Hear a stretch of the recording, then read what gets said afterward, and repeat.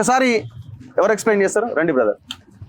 అసలు వాట్ ఏం జరుగుతున్నది అన్నది, ఏం జరిగింది, హిస్టరీ ఏంటి అన్నది ఒకసారి బ్రదర్స్ ఎక్స్ప్లెయిన్ చేస్తారు.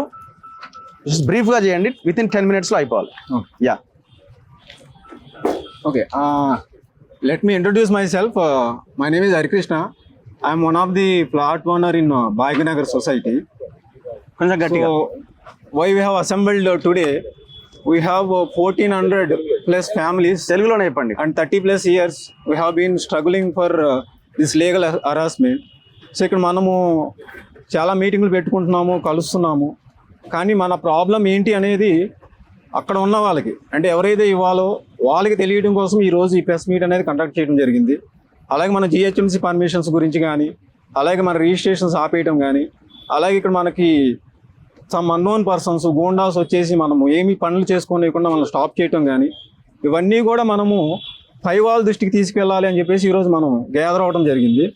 ఇక్కడ మనకి చాలామందికి కూడా ఏంటంటే అసలు ప్రాబ్లం ఏంటి, ప్రాబ్లం ఎక్కడుంది, ఎందుకు 30 సంవత్సరాల నుంచి మనం కష్టపడుతున్నాము, 30 సంవత్సరాల నుంచి ఎందుకు మనము పర్మిషన్స్ తెచ్చుకోలేకపోతున్నాము అంటే ముందు మనకు ప్రాబ్లం ఏంటి అనేది తెలిస్తే దాని సొల్యూషన్ ఏంటి అనేది తెలుస్తుంది.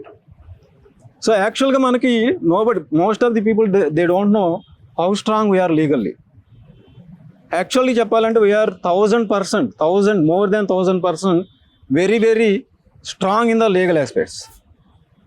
The opponent person it doesn't have anything, but only because of this legal holes, loopholes అవన్నీ పట్టుకుని కూడా మనల్ని 30 years నుంచి ఇలా హరాస్ చేస్తున్నారు. అంటే ఇక్కడ ఒక కోర్టులో పోతే మనకు తెలియకుండా తీసుకుపోయి హైకోర్టులో వేస్తాడు, అక్కడ పోతే అక్కడ తెలియకుండా దాన్ని రివ్యూ పిటిషన్ అంటాడు. 1 judge అయితే తర్వాత 2 judges అంటాడు, 3 judges అంటాడు, 5 judges అంటాడు, లేదంటే సుప్రీంకోర్టుకి వెళ్తాడు. సుప్రీంకోర్టు అయిపోతే మళ్ళీ ఇక్కడ కూకట్పల్లి కోర్టుకు వస్తాడు. ఇలాగ ఈ కోర్టు నుంచి ఆ కోర్టుకి, ఆ కోర్టు నుంచి ఆ కోర్టుకి ఉన్న లూప్ హోల్స్ని పట్టుకుని వితౌట్ ఎనీ లీగల్ డాక్యుమెంట్స్, ఒక్క లీగల్ డాక్యుమెంట్ అనేది కూడా ప్రాపర్ డాక్యుమెంట్ లేకుండా, వ్యాలిడ్ డాక్యుమెంట్ లేకుండా మనల్ని ఇన్ని సంవత్సరాల నుంచి అరెస్ట్ చేయడం జరుగుతుంది. సో అసలు మనకి ప్రాపర్టీ అనేది ఎలా వచ్చింది, అసలు మనం ఎక్కడున్నాము, మన స్టేజ్ ఏంటి, వాడి స్టేజ్ ఏంటి అనేది ఒకసారి మన ఫ్లాట్ ఓనర్స్ అందరం తెలుసుకున్నాము. అలాగే మనకి ఎవరైతే అరెస్ట్ చేస్తున్నారో మన పై వాళ్ళకి, అలాగే మన సీఎం సార్కి, వీళ్ళందరికీ కూడా మనము దీని పై వరకు తీసుకెళ్ళాలి అని చెప్పేసి ఈరోజు మనము గ్యాదర్ అవడం జరిగింది. నేను ఒక్కసారి మన ఇదంతా కూడా ఎక్స్ప్లెయిన్ చేస్తాను. ఇప్పుడు మనకున్నది ఈ నవాబ్ రియాజ్ ఎయిర్ జంగ్. ఇతను మనకి మొత్తం ప్రాపర్టీకి కూడా ఫస్ట్ ఓనర్ అనమాట. సో ఈయనకి 1500 ఎకరాలు, 1500 ఎకరాలు ఎలా వచ్చింది? ఈ వలీ మహమ్మద్ అనే అతను ఏం చేశాడంట, ఈయన 1500 ఎకరాలు ఈయనకి గిఫ్ట్ ఇచ్చాడంట. అది డాక్యుమెంట్ లేదు, ఇప్పటికీ కూడా కోర్టులో కూడా ఎక్కడ సబ్మిట్ చేయలేదు. డాక్యుమెంట్ ఏమీ లేకుండా ఈయన ఒక డాక్యుమెంట్ రాసేసుకుంటాడు. ఈయనే ఆ డాక్యుమెంట్ రాసేసుకుని దాన్ని తీసుకొస్తాడు. ఏమని చెప్తాడు, నాకు 1500 ఎకరాలు ఈయన గిఫ్ట్ ఇచ్చాడు. ఆ గిఫ్ట్ తీసుకున్న తర్వాత ఈ నవాబ్ రియాజ్ జంగ్ మళ్ళీ ఆయన మనవడు అంట, ఈయన హషీమ్ అలీ అనే మనవడికి 2 years old ఉన్నప్పుడు మైనర్కి ఏం చేశాడు, ఈ గిఫ్ట్ ఇచ్చిన దాన్ని వెనక్కి తీసుకున్నాడంట. వెనక్కి తీసుకుని ఈ హషీమ్ అలీ మైనర్స్కి దాన్ని గిఫ్ట్ ఇచ్చాడంట. అది మొత్తం స్టోరీ రాశాడు ఇక్కడ. అంటే స్టోరీ అని ఎందుకు అంటున్నానంటే, నేను డాక్యుమెంట్ లేకపోతే అది స్టోరీనే అంటాం మనం. ఇక్కడ మనకి ఏది కూడా ఈ గిఫ్ట్ డాక్యుమెంట్ అనేది సబ్మిట్ చేయలేదు. ఇచ్చిన డాక్యుమెంట్ ఏమన్నా ఉందా? లేదు, అసలు లేదు. ఇప్పటి వరకు కూడా కోర్టులో సబ్మిట్ చేయలేదు. ఓకే, మధ్యాహ్నం 93లో ఒకసారి పాకిస్తాన్కి వెళ్ళి సేమ్ ఆ పేరున్న నవాబ్ అలీ అని. ఓకే, మీది వినబడదు. ఒక్క నిమిషం మీరు కంటిన్యూ చేయండి, మాట్లాడిస్తాను మళ్ళీ మీరు. ఇదండి దానికి సంబంధించిన డాక్యుమెంట్. 1500 ఎకరాలు గిఫ్ట్ రాసుకున్నాడు కదా ఆయన స్టోరీ, ఆ స్టోరీకి సంబంధించిన డాక్యుమెంట్ ఇది. ఇక్కడ నేను చెప్తాను చూడండి, ఈ డాక్యుమెంట్ ఎంత విచిత్రంగా ఉంటుందంటే, ఇది 1952 అండి. 1952లో 707/1952 అని చెప్పి ఒక నెంబర్ వేసుకుని వచ్చారు. ఈ డాక్యుమెంట్లో ఒక చోట 1962 అని ఉంటుంది. అంటే సంవత్సరం 10 years అటు ఇటు మారిపోతుంది డాక్యుమెంట్ మీద. డాక్యుమెంట్లో నేను తప్పులు ఉంటాయి అన్నమాట. తర్వాత ఇంకోటి ఏం చెప్తాడంటే 10:20 అంట. మీరు ఎక్కడైనా గూగుల్లో కొట్టండి 10:20 అనేది ఉంటుందేమో. అంటే 20:10. అంటే ఇక్కడ మనకి 10-20 నిమిషాలు అని చెప్పడానికి ఈయన రివర్స్ ఎలా రాస్తాడు, 10:20. అంటే 20 అనేది 24 అవర్స్ ఫార్మేట్లో చూసుకున్నా కానీ 24 అవర్ ఫార్మేట్లో ఉండదు అది యాక్చువల్గా. 24 అవర్ ఫార్మేట్లో చూసుకున్నా కానీ 8/20 అంటే రిజిస్ట్రేషన్ ఆఫీస్ అన్ని క్లోజ్ అయిన తర్వాత నైట్ పూట ఇంక రిజిస్ట్రేషన్ చేస్తారు ఈ డాక్యుమెంట్ పట్టుకొని. అలాగే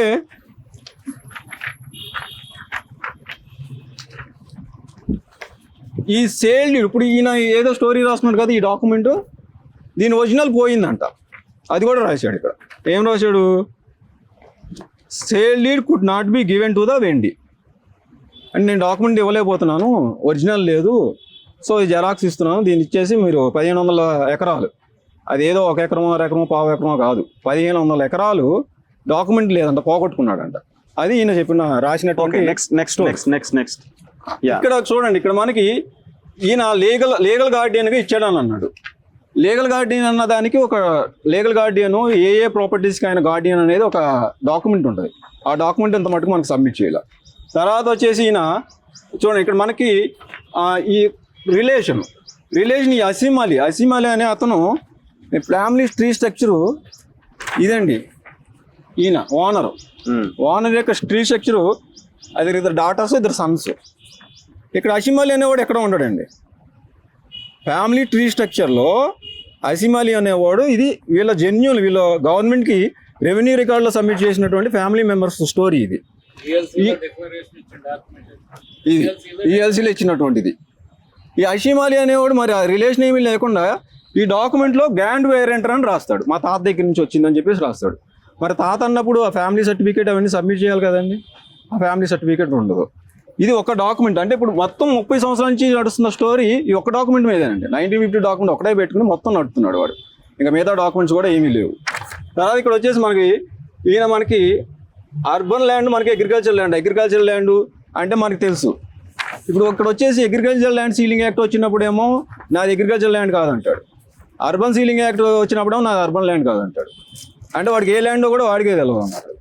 సో ఇది కాసేపు ఇది అంటాడు, కాసేపు అది అంటాడు. ఆ విధంగా ఈ డాక్యుమెంట్లో ఉన్నటువంటి మనకి ఇవన్నీ కూడా డిఫరెంట్ లూప్ హోల్స్ ఉన్నాయి. సో ఇది ఈ అసీమాలి యొక్క లింక్ ఇది. సరే, దీన్ని మనం కాసేపు పక్కన పెడదాము. దీని విషయానికి మళ్ళీ నేను తర్వాత వస్తాను. అసలు మనకి ఎలా వచ్చింది, మన డాక్యుమెంట్స్ మనకి ఎలా వచ్చినాయి అనేది నేను ఎక్స్ప్లెయిన్ చేస్తాను. ఇప్పుడు ఈయన సన్ను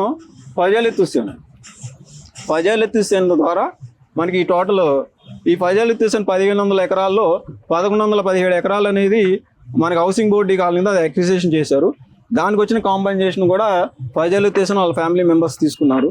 ఆ తర్వాత మనకి ఇదంతా పోయిన తర్వాత 349.24 ఎకర్స్ ఈ మిగిలిన ల్యాండ్ ఆల్రెడీ ఈ సర్ ఏరజంగానే ఆయన బతికుండగా ఆల్రెడీ రెవెన్యూ రికార్డులో ఎక్కారండి.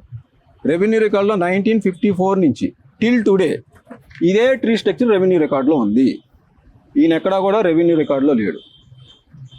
ఈయన చనిపోయాడు 1960లో. ఈయన చనిపోయిన తర్వాత 1962లో పజాలెత్తుసేన్ యాజ్ పర్ ముస్లిం లా ప్రకారం వాళ్ళ లీగల్ ఏజ్ రెవెన్యూ రికార్డులో ఎక్కాలి కాబట్టి పజాలెత్తుసేన్ అతను ఆ రెవెన్యూ రికార్డులోకి ఎంటర్ అయ్యాడు. సక్సెస్. అదే రెవెన్యూ రికార్డు మన దగ్గర ఉందండి. ఇది రెవెన్యూ రికార్డు. రెవెన్యూ రికార్డులో ఎవరున్నారు ఇక్కడ? తెలుగులో రాసి ఉందండి, నవా మీర్ పజాలెత్తుసేన్. ఎంత ల్యాండ్? 349.24 ఎకరాలు ఈ మొత్తానికి పజాలెత్తుసేన్ సంబంధించినటువంటి రెవెన్యూ రికార్డు ఇది. ఇక్కడ ఎక్కడా కూడా ఈ అసీమాలి అనే అతను రెవెన్యూ రికార్డులో కూడా లేడు. తర్వాత ఇది వచ్చేసి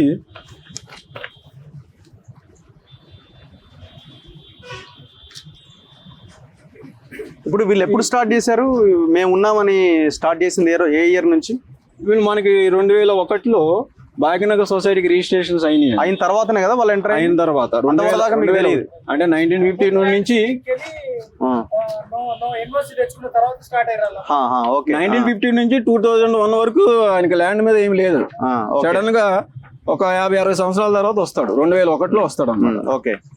ఇక్కడ మనది ఈ పజాలెత్తుసేన్ నుంచి మనకి 1973-74 ఆ టైంలో ఒక అగ్రిమెంట్ అయింది. ఈ 4 అగ్రిమెంట్లు అయింది. ఈ 4 అగ్రిమెంట్లు దేనికి? 50 acres, 25 acres, 22 acres, 25 acres. Bhagyanagar సొసైటీకి 4 సేల్ డీడ్ డాక్యుమెంట్ అయింది. మొత్తం ఎంత అంటే 167 ఎకర్స్. ఈ అగ్రిమెంటు మనకి పజాలెత్తుసేన్ అతను చేయకపోతే మన వాళ్ళు కోర్టుకి వెళ్ళారు. కోర్టుకి వెళ్తే కోర్టు ఏమని ఆర్డర్ ఇచ్చింది, వీళ్ళకి రిజిస్ట్రేషన్ చేయమని చెప్పేసి మనకి అది స్పెసిఫిక్ పెర్ఫార్మెన్స్ కింద ఇచ్చారు. స్పెసిఫిక్ పెర్ఫార్మెన్స్ చేస్తే అది స్పెసిఫిక్ పెర్ఫార్మెన్స్ కూడా ఆయన ఎగ్జిక్యూట్ చేయకపోతే తర్వాత ఈపీ వచ్చింది మనకి. ఆ ఎగ్జిక్యూషన్ పిటిషన్ వేసుకుంటే మనకి జడ్జి రిజిస్ట్రేషన్ చేశారండి. 4 డాక్యుమెంట్లు జడ్జి ద్వారా రిజిస్ట్రేషన్ అయింది. నాకు తెలిసి ఈ హైదరాబాద్లో కానీ ఇండియాలో కానీ ఇంతకన్నా వ్యాలిడ్ డాక్యుమెంట్, ఎంతకన్నా స్ట్రాంగ్ డాక్యుమెంట్స్ ఉండవండి. ఇంతకన్నా వీక్ డాక్యుమెంట్లు ఉన్న వాళ్ళే కట్టుకుంటున్నారు, చేసుకుంటున్నారు, పర్మిషన్స్ వస్తున్నాయి, అన్నీ వస్తున్నాయండి. జడ్జి రిజిస్ట్రేషన్ చేసిన దానికి ఇంకా దానికి ఏముంటుందండి అబ్జెక్షన్స్. సో జడ్జిగా మనకి ఈ 4 డాక్యుమెంట్స్ అన్నీ కూడా రిజిస్ట్రేషన్ చేసిన తర్వాత భాగ్యనగర్ సొసైటీ ఏం చేసిందంటే 1400 మంది ఫ్లాటింగ్స్ వేసి 1400 మంది ఫ్లాట్స్కి ఈ ల్యాండ్ అంతా కూడా మనకి అమ్మడం జరిగింది. అంటే 1400 మంది ఫ్యామిలీస్ ఈ కేసు ఒక్కదాని మీద, ఇది ఫేక్ కేసు, ఈ ఫేక్ కేసు మీద మనందరూ ఆధారపడి ఉన్నాం అనమాట, మన లైఫ్స్ అన్నీ కూడా. సో ఇది మనకు వచ్చేసి ఈ భాగ్యనగర్ సొసైటీ యొక్క ఫ్లో.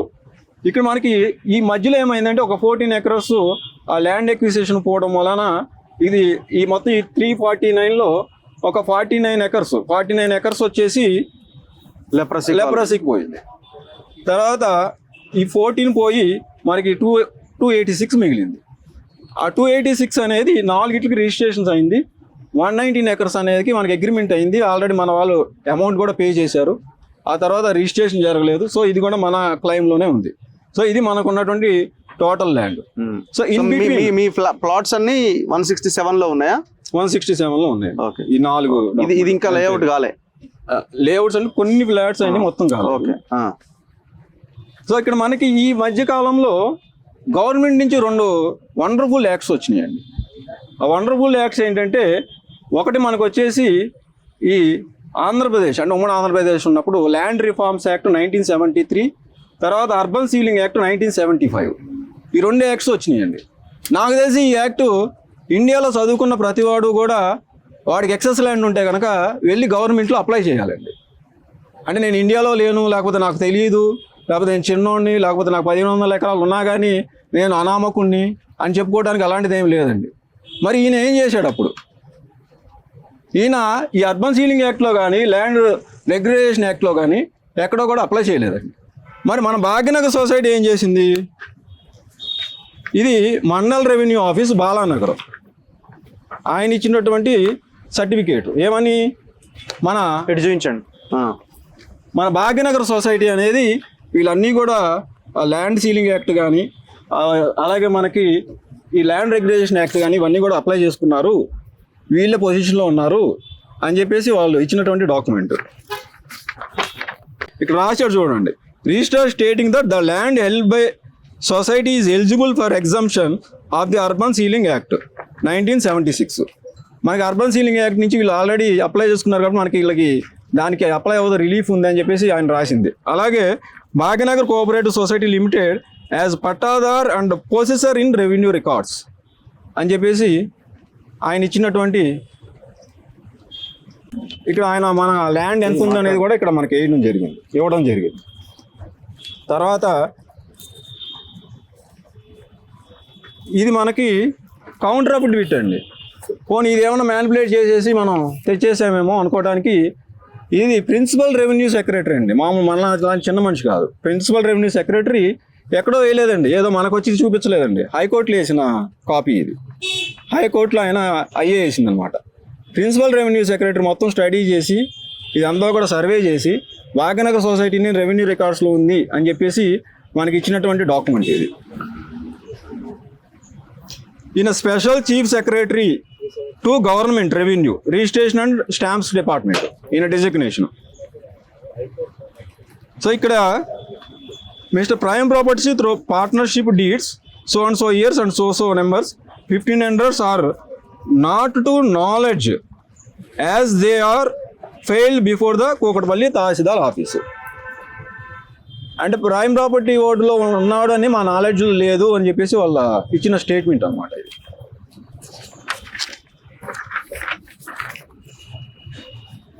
ఇంకోటి, prime properties has not filed any declaration about holding under landing ceiling act 1973. దాని కింద లేదు, ప్రైమ్ ప్రాపర్టీ ఓటు లేదు అని చెప్పేసి మనకి ఇచ్చినటువంటి డాక్యుమెంట్ ఇది.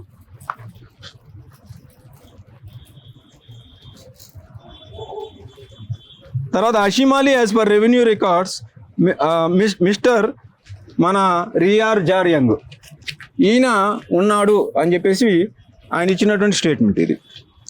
Was the pattadar of the land 1007 to an extent of 349.42 guntas. అది మన వాళ్ళు ఉన్నారు అని చెప్పేసి ఇచ్చినటువంటి డాక్యుమెంట్.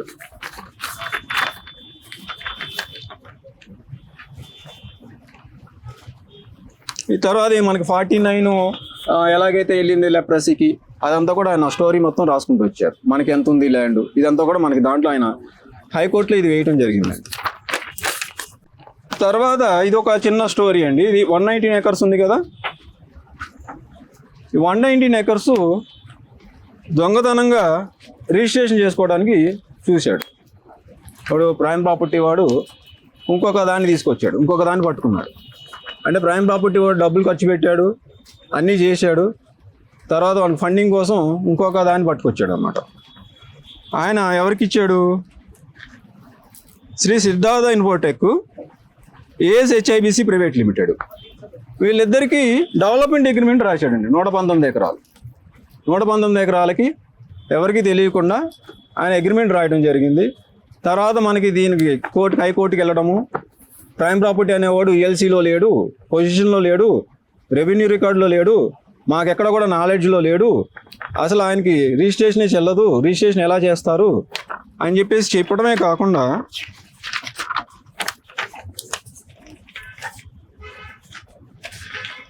ఆయన రిజిస్టార్ని కూడా ఒకటి చెప్పిందండి ఇక్కడ.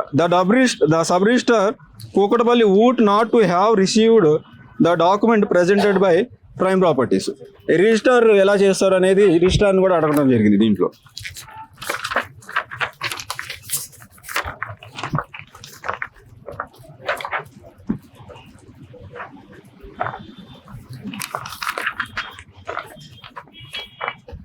సో ఇది 2018లో వచ్చినటువంటి ఆర్డర్ డాక్యుమెంట్.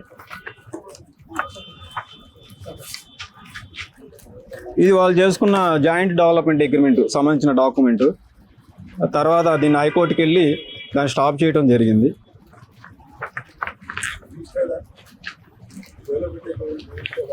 రిజిస్టర్ చేసిన తర్వాత మన వాళ్ళు కోర్టులోకి వెళ్ళి దాన్ని ఆపితే దాన్ని పెండింగ్లో పెట్టారు. సో అది సుప్రీంకోర్టు దగ్గర ఉన్నది. ఒరిజినల్ చేశారు, రిజిస్ట్రేషన్ అండి చేశారు. అదే కోర్టు తిట్టడం కూడా జరిగింది. ఇప్పుడు 119 ఎకరాలు రిజిస్ట్రేషన్ ఆఫీస్లో చేయడానికి లేదండి. దాని డిస్ట్రిక్ట్ రిజిస్ట్రార్కి వాళ్ళకి వెళ్ళాలి, యూఎల్సీ ఉందో లేదో చూడాలి, ల్యాండ్ లింక్ చూడాలి. మరి ఆయన చేశారు, కూకట్పల్లి రిజిస్ట్రార్గా చేయడం జరిగింది. ఇలా మనకి తెలియకుండా చాలా జరుగుతున్నాయండి. పెండింగ్లో పెట్టారు. సో దీన్ని ఎలా రిజిస్ట్రేషన్ చేస్తారు అని చెప్పేసి యాక్చువల్గా క్యాన్సిల్ చేయాల్సింది, క్యాన్సిల్ కాలేదు, బట్ పెండింగ్లో ఉంది. బిహైండ్ ద బుష్, ఎప్పుడైనా బయటికి రావచ్చు.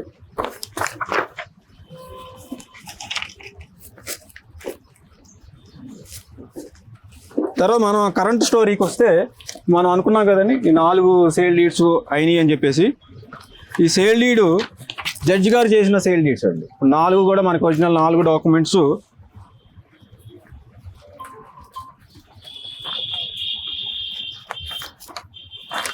జడ్జి గారు మన ఎగ్జిక్యూషన్ పిటిషన్ 4 డాక్యుమెంట్స్ కూడా 4 ఎగ్జిక్యూషన్ పిటిషన్స్ ఉన్నాయి.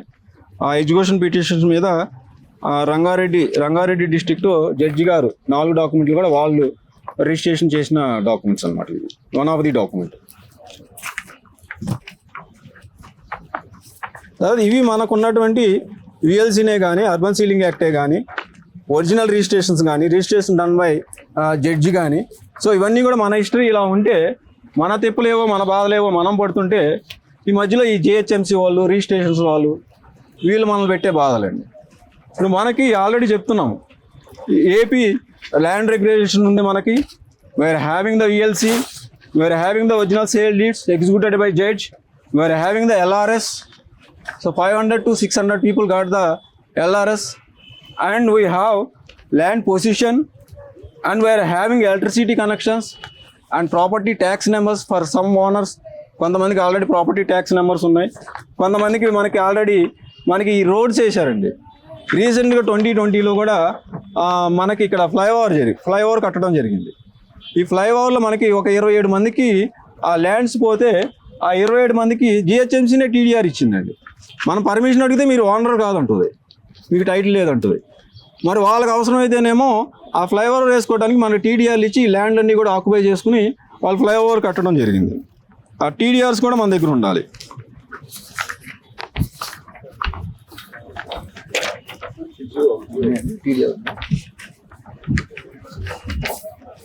సో ఇప్పుడు వీళ్ళు సుప్రీంకోర్టు ఆర్డర్ ఒకటి చూపిస్తున్నారు, ఈ ప్రైమ్ ప్రాపర్టీ వాళ్ళు సబ్ రిజిస్ట్రార్కి ఏదో అవునండి. ఇది పెట్టినారు కదా, ఇదేంటిది? ఈ ప్రైమ్ ప్రాపర్టీ అనే ఆయన రిజిస్ట్రేషన్స్ ఆపండి అని చెప్పి ఈయన లెటర్ ఇచ్చేస్తారండి. అంటే ఆయన మరి అథారిటీ కదా, ఈయనకి అథారిటీ ఉంది, అథారిటీ పీపుల్, ఈయన డిపార్ట్మెంట్ పీపుల్. ఈయన వెళ్ళి మీరు జిహెచ్ఎంసీని పర్మిషన్స్ ఆపండి అని లెటర్ ఇచ్చేస్తే వాళ్ళు ఆపేస్తారు. సుప్రీంకోర్టు ఆర్డర్ ఏదో చూపిస్తున్నాడు దాంట్లో. Supreme court order status quo order 2018 నుంచి అది కంటిన్యూ అవుతూ వస్తుంది, అది ఎక్స్టెండ్ అవుతూ వస్తుంది. అది మనకి ఎక్కడ కూడా జిహెచ్ఎంసీ పర్మిషన్స్ స్టాప్ చేయమని చెప్పలేదు. జిహెచ్ఎంసీ పర్మిషన్స్ని స్టాప్ చేయండి అని ఎక్కడ చెప్పలేదు. జిహెచ్ఎంసీ పర్మిషన్ స్టాప్ చేయాలంటే అది సపరేట్ కేసు వేసుకోవాలి, దాని సపరేట్ షూట్ వేసుకుని దాన్ని ఆర్డర్ తెచ్చుకుని అక్కడ చూపించాలి. అది దీన్ని లింక్ చేసేసి ఆయన రిజిస్ట్రేషన్స్ ఆపడం కూడా జరుగుతుంది మనకి. ఓకే, సో ఏమైనా పాయింట్స్ ఉన్నాయా? సో మనకి ఇక్కడ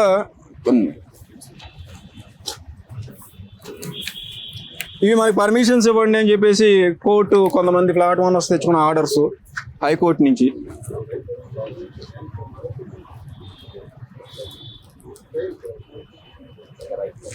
సో ఈ ఆర్డర్ గురించి, పర్మిషన్స్ గురించి ఇంకా మన వాళ్ళు ఎక్స్ప్లెయిన్ చేస్తారు డీటెయిల్డ్గా. ఓకే, సో ఇక్కడ మన ఫైనల్ మన కంక్లూజన్ ఏంటంటే we all are having these valid documents. దీనికన్నా మించి నాకు తెలిసి ఎక్కడో కూడా ఇంతకన్నా ఇన్ని డాక్యుమెంట్స్ ఏ ల్యాండ్ ఓనర్స్ కూడా ఉండవు. ఇన్ని డాక్యుమెంట్స్ ఉండి కూడా from past 1400 families from past 30+ years still we are struggling and we are waiting for GHMC permissions. And we are appealing our CM sir, save us from the legal harassment and these legal land grabbers. So this is our request from all our flat owners. yeah, thank you. Yeah.